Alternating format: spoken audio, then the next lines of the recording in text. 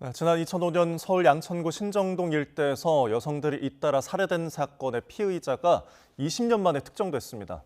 당시 빌딩 관리인이었던 60대 남성 장모 씨로 10년 전 숨졌는데 이른바 엽기토끼 사건과는 관련이 없는 것으로 확인됐습니다. 사회부 취재기자 연결해서 자세한 내용 들어보겠습니다. 이현정 기자, 양천구 연쇄살인의 피의자가 드디어 특정이 됐다고요? 네, 경찰이 지난 2005년 서울 양천구 신정동에서 두 차례 걸쳐 여성들을 살해한 사건의 피의자 장모 씨를 특정했다고 밝혔습니다. 지난 2005년 6월과 11월 서울 신정동에서 20대와 40대 여성이 잇따라 성폭행당한 뒤 살해된 사건의 피의자가 20년 만에 밝혀진 겁니다. 당시 두 시신은 노끈으로 묶인 채 마대자루에 담겨 주택가에 유기됐습니다. 수법과 장소가 유사해 동일범의 소행으로 보였지만 실마리가 좀처럼 풀리지 않으면서 경찰은 지난 2013년 이 사건을 장기 미제 사건으로 분류했습니다. 그리고 지난 2020년 발전된 유전자 분석 기법을 바탕으로 증거물에서 유전자형 검출에 성공했고 연쇄살인 사건이 동일범 소행이라는 사실을 확인하면서 재수사가 급물살을 탔습니다. 경찰은 이후 피의자 특정을 위해 동일수법 전과자와 신정동 전출입자 등 23만여 명의 수사 대상자를 선정해 조사를 벌였습니다. 이 가운데 범행 수법과 직업, 거주 형태 등 우선순위를 고려해 1,514명을 추렸는데 유전자 일치 대상은 없었습니다. 이에 경찰은 사망자 56명을 새롭게 대조군으로 추렸고 지난 8월 병원에서 확보한 장 씨의 검체를 분석한 결과 증거물 유전자와 일치해 최종 피의자로 특정됐습니다. 그런데 장 씨가 지난 2015년 암으로 숨지면서 이 사건은 공소권 없음으로 종결될 예정인데 경찰은 앞으로도 범인의 생사와 관계없이 장기 미제 규명에 힘쓰겠다고 밝혔습니다. 들어보시겠습니다.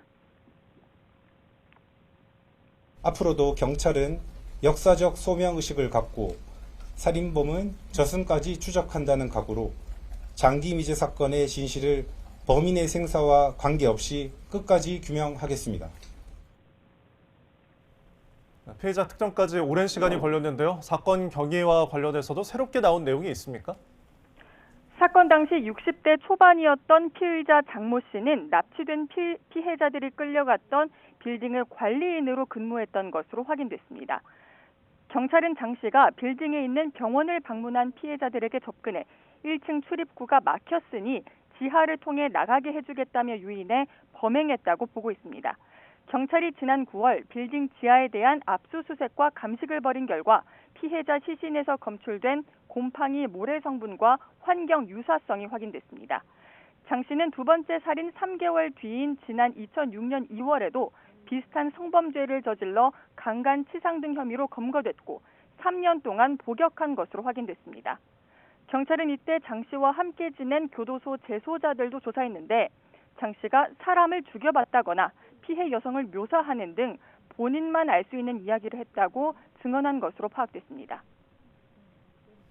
네, 당시 비슷한 시기에 인근에서 벌어졌던 이른바 엽기토끼 사건과는 무관한 것으로 확인된 거죠? 네, 경찰은 피의자 장 씨가 비슷한 시기 발생에 연관성이 의심됐던 이른바 엽기토끼 사건과는 무관하다고 밝혔습니다. 장 씨는 그 당시 교도소에 수감돼 있었던 상태라 동일범일 수 없다는 설명입니다. 앞서 지난 2006년 5월 같은 동네에서 한 여성이 납치됐다가 극적으로 탈출하면서 연쇄살인 사건과 동일범의 소행으로 의심됐습니다. 피해 여성이 사건 당시 캐릭터 엽기토끼 스티커가 붙은 신발장을 봤다고 증언하면서 이른바 엽기토끼 사건으로 불렸는데 현재까지 범인은 잡히지 않은 상태입니다.